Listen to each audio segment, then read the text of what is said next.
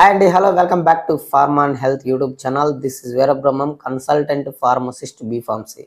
So మన channel గురించి తెలుసు కదా మీకు ఎటువంటి పర్సనల్ ప్రాబ్లమ్స్ ఉన్నా ఏదైనా ప్రాబ్లమ్స్ ఉన్నా కాల్ మీ ఫోర్ యాప్లో నుంచి కాంటాక్ట్ అవ్వండి. లేదు అని అంటే మన వాట్సాప్ నంబర్ ఉంటుంది 7032202721. ఈ నెంబర్కి మీ ప్రాబ్లం చిన్నదైతే కామెంట్ చేయండి, అది రిప్లై ఇచ్చేదైతే ఒక్క కామెంట్లో నేను రిప్లై ఇస్తాను. లేదు మీరు నాతో మాట్లాడాలి పర్సనల్గా అంటే యాజ్ ఏ కన్సల్టెంట్ ఫార్మసిస్ట్గా నేను మీకు ఒక మంచి సజెషన్ అయితే ఇవ్వగలుగుతాను. సో మీరు చేయాల్సిన పని ఏంటి అంటే ఈ నంబర్కి వాట్సాప్ డీపీలో స్కానర్ ఉంటుంది, 200 పే చేసుకొని డైరెక్ట్గా నాకు కాల్ చేయండి. నేను ఒక మంచి సజెషన్ అయితే ఇస్తాను. ఒక మగవాడు బాగా ఇబ్బందికరమైన పరిస్థితిని ఎప్పుడు ఎదుర్కొంటాడు?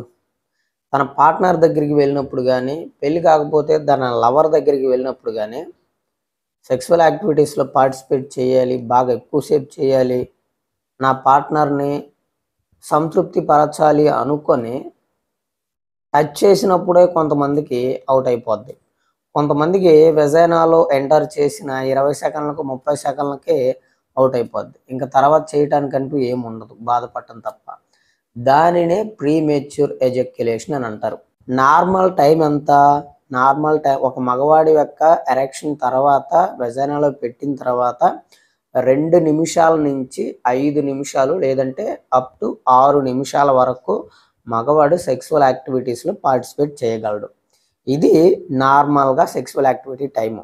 సో ఎవరైతే 20 సెకండ్లకి 30 సెకండ్లకి అవుట్ అయిపోతారో వాళ్ళందరినీ కూడా ప్రీమెచ్యూర్ ఎజక్యులేషన్ పర్సన్స్ అని అంటారు. సో అయితే ఈ ప్రీమెచ్యూర్ ఎజక్యులేషన్ ఎందుకు వస్తుంది అనేది తెలుసుకుంటే ముందు మీరు దాని నుంచి బయటపడవచ్చు. ఇప్పుడు నాకు ఫోన్ కాల్స్ చేసేవాళ్ళు కానీ, మెసేజ్లు చేసేవాళ్ళు కానీ చాలామంది అడిగే క్వశ్చన్ ఏంటి అన్నా, నాకు వెంటనే అవుట్ అయిపోతుంది, 20 సెకండ్లకు అవుట్ అయిపోతుంది, 30 సెకండ్లకు అవుట్ అయిపోతుంది. సో నా భార్య దగ్గర అసలు ఏం చెప్పాలో అర్థం కావట్లేదు. నైట్ పొడిసేది ఏం లేదు కానీ తెల్లారి పొద్దు నుంచి పెద్ద వీరులాగా బయలుదేరతాడు అని చెప్పేసి కొన్ని సిగ్నల్స్ మా మిస్సెస్ చేస్తుంది. నన్ను చేతగాడి వాడిలాగా చూస్తుంది, ఏం చేయాలో అర్థం కావట్లేదు అని చెప్పేసి అని చాలామంది బాధపడే వాళ్ళు ఉన్నారు, లక్షల్లో ఉన్నారు. సో అయితే మీకు మీ ప్రాబ్లం నుంచి బయటపడాలి అంటే ఫస్ట్ ఆఫ్ ఆల్ మీరు ప్రతి ఒక్క సమస్యకి దాన్ని పరిష్కారం చేసుకోవాలి అని అంటే దానికి ఒక మూల కారణం ఉంటుంది. ఆ మూల కారణాన్ని కనుక్కోవటమే మొదటి పరిష్కారం. సో మూల కారణం అనేది మీకు 5 రకాలుగా ఉంటుంది. 5 రకాల్లో 1 ఫిజికల్ కాజు, 2 సైకలాజికల్ కాజు, 3 డైరెక్ట్ కాజు, 4 ఇండైరెక్ట్ కాజు, 5 విటమిన్ డెఫిషియన్సీ. ఈ ప్రీమెచ్యూర్ ఎజక్యులేషన్ అనేది మీకు ఉందా లేదా అనేది ఫస్ట్ మీరు తెలుసుకుంటే అప్పుడు దానికి ట్రీట్మెంట్ ఏంటి. ఇప్పుడు ఫస్ట్ మీకు ప్రీమెచ్యూర్ ఎజక్యులేషన్ ఉందా లేదా అని ఎలా తెలుసుకోవాలి అని అంటే యాక్చువల్గా కొంతమంది పెళ్ళి కాని వాళ్ళు ఉంటారు. అబ్బాయి అమ్మాయి లవర్స్ అయి ఉండి ఇదిని ఒకసారి చూద్దామని కానీ అలాంటి సిచ్యువేషన్లో మీట్ అవుతారు. అలా మీట్ అయినప్పుడు ఏంటంటే ఎప్పుడో ఒకసారి మీట్ అయినప్పుడు ఖచ్చితంగా ప్రీమెచ్యూర్ ఎజక్యులేషన్ అనేది ప్రతి ఒక్కరిలో జరుగుద్ది, అది ప్రాబ్లం కాదు. మళ్ళీ ఒక హాఫ్ అన్ అవర్ తర్వాత, ఒక 1 అవర్ తర్వాత మళ్ళీ ఎరెక్షన్ వస్తుంది. మళ్ళీ కనుక మీరు అదే విధంగా అయిపోయింది అంటే అప్పుడు ఆలోచించాల్సిన పరిస్థితి ఉంటుంది. అదే పెళ్ళైన వాళ్ళైతే కొంతమంది పెళ్ళైన వారు రెగ్యులర్గా పార్టిసిపేట్ చేయరు, ఒక 4 రోజులకో 5 రోజులకో చేస్తూ ఉంటారు. అలాంటప్పుడు దాంట్లో ఫస్ట్ అటెంప్ట్ మీకు ప్రీమెచ్యూర్ ఎజక్యులేషన్ అయింది అంటే ఒక 20 సెకండ్లు 30 సెకండ్లో పడిపోద్ది. తర్వాత సెకండ్ అటెంప్ట్కి అంటే సెకండ్ టైము మీరు ఎరెక్షన్ వచ్చి మళ్ళీ చెయ్యాలనుకున్నప్పుడు చేస్తే అప్పుడు మీరు ఖచ్చితంగా సాటిస్ఫై చేయగలుగుతారు. ఇక్కడ చాలామంది చేసే తప్పు ఏంటి అని అంటే ఒక్కసారి చేస్తారు, ఒక్కసారి చేసి 20 సెకండ్లకు 30 సెకండ్లకు అవుట్ అయిపోద్ది. ఇంకా సెకండ్ టైం అస్సలు అంటే అసలు ఇంకా ట్రై చేయరు, అసలు ఆలోచన కూడా ఉండదు. ఇంకా నేను చేయలేను అని చెప్పేసి బాధలో ఉండిపోతున్నారు. సో అది కరెక్ట్ కాదు. మీకు ప్రాబ్లం ఉంది అని తెలియాలి అని అంటే మీరు వెంటనే 2 టైమ్స్ ఆర్ 3 టైమ్స్ చేస్తే అప్పుడు కూడా మీకు అలాగే ఉన్నట్లు అయితే మీకు ప్రాబ్లం ఉన్నట్టు. లేదు అని అంటే మీరు రెగ్యులర్గా చేసి రెగ్యులర్గా ప్రతిరోజు ఒక్కసారి చేసినా ఆ ఒక్కసారి కూడా అయిపోతుంది అని అంటే అప్పుడు మీకు ప్రాబ్లం ఉన్నట్టు.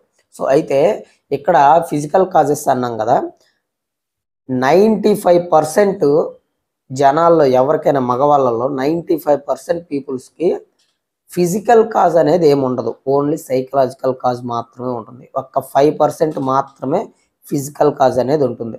సో ఫిజికల్ కాజెస్ మేజర్గా 4 రకాలు ఉన్నాయి. ఒకటి అండర్ యాక్టివ్ థైరాయిడ్, అంటే థైరాయిడ్ గ్లాండ్ అనేది మీకు పని చేయవలసిన అంత ఇదిగా పని చేయకుండా ఇన్యాక్టివ్గా ఉన్నప్పుడు మీ బాడీలో నిరాశ, అలసట ఇవన్నీ ఉంటాయి. సో అప్పుడు మీకు వెంటనే అవుట్ అయిపోవటం అనేది జరుగుతుంది.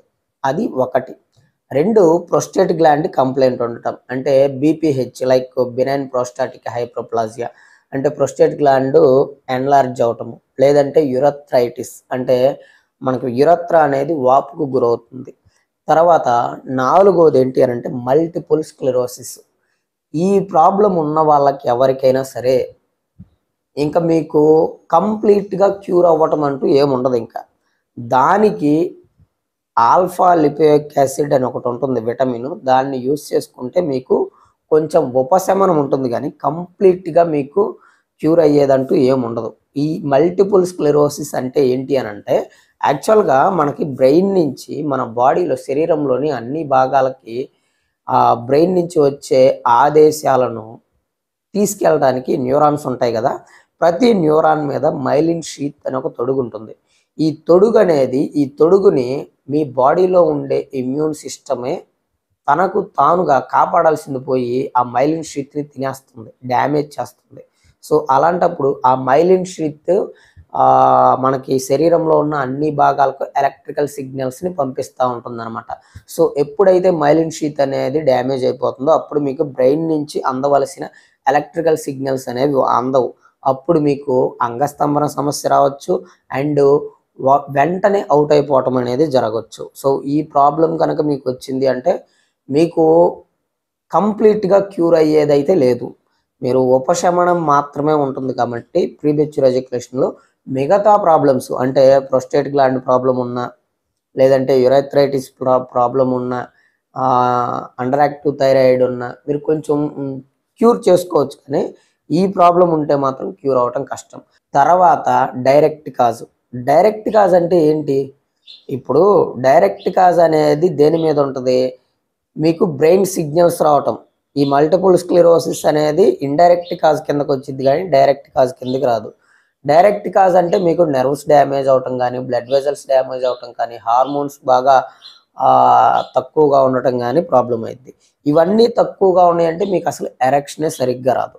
సో ఆ డిపార్ట్మెంట్లోనే ప్రాబ్లం వచ్చింది. కాబట్టి మీకు ఇక్కడ డైరెక్ట్ కాజ్ అనేది ఏం లేదు, ఫిజికల్ కాజ్ ఉంది, డైరెక్ట్ కాజ్ లేదు. ఇండైరెక్ట్ కాజ్ ఏంటి అంటే మల్టిపుల్ స్క్లెరోసిస్ ఉండటం అనేది ఇండైరెక్ట్ కాజ్.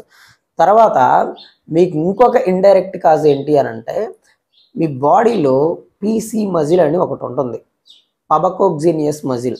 ఈ మజిల్ అనేది మీకు బాగా వీక్గా ఉందనుకోండి, అప్పుడు వెంటనే అవుట్ అయిపోతుంది. కాబట్టి మీరు ఈ మజిల్ని మీరు స్ట్రాంగ్ చేసుకోవాలి.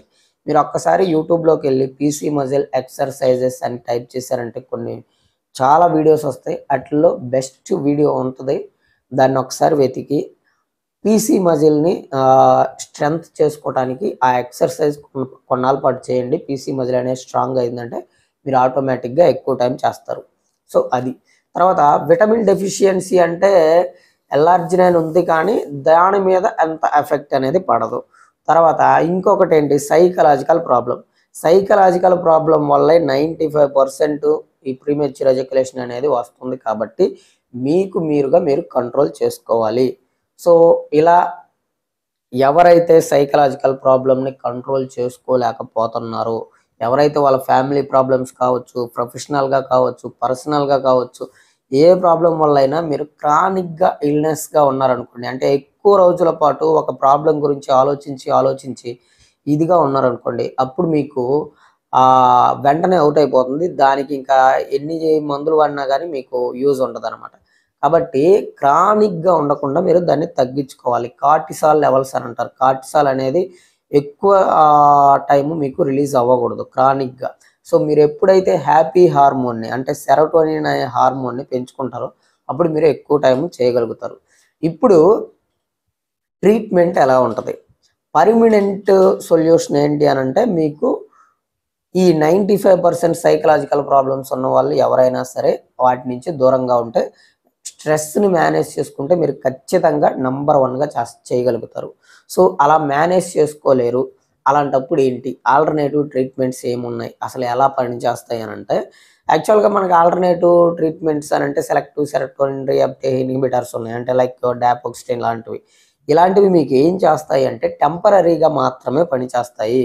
టెంపరరీగా అంటే మీకు ఆ టాబ్లెట్ వేసుకున్నారు, సో ఆ రోజు కొంచెం యూజ్ అవుద్ది. సెరోటోనిన్ లెవెల్స్ మీ బ్లడ్లో కొంచెం రైజ్ చేస్తుంది. సో మీరు నార్మల్గా ఒక నిమిషం లోపల చేశారనుకోండి, ఆ టాబ్లెట్ వేసుకుంటే మీరు 2 నిమిషాలు 3 నిమిషాలు 4 నిమిషాల వరకు చేయగలుగుతారు.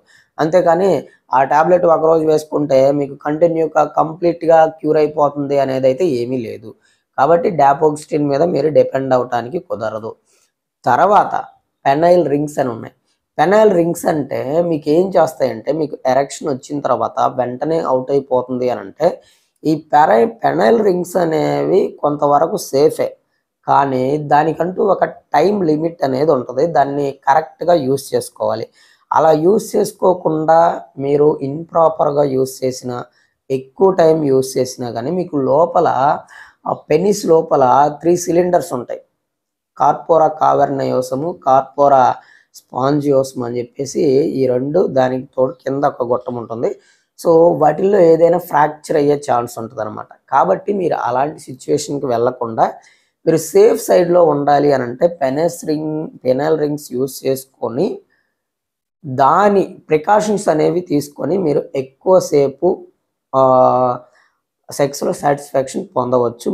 మీ పార్ట్నర్ను కూడా సాటిస్ఫై చేయవచ్చు. సో అదండి ప్రీమెచ్యూర్ ఎజాక్యులేషన్ గురించి. మీకు ఎటువంటి ప్రాబ్లం ఉన్నా కానీ కామెంట్ చేయండి.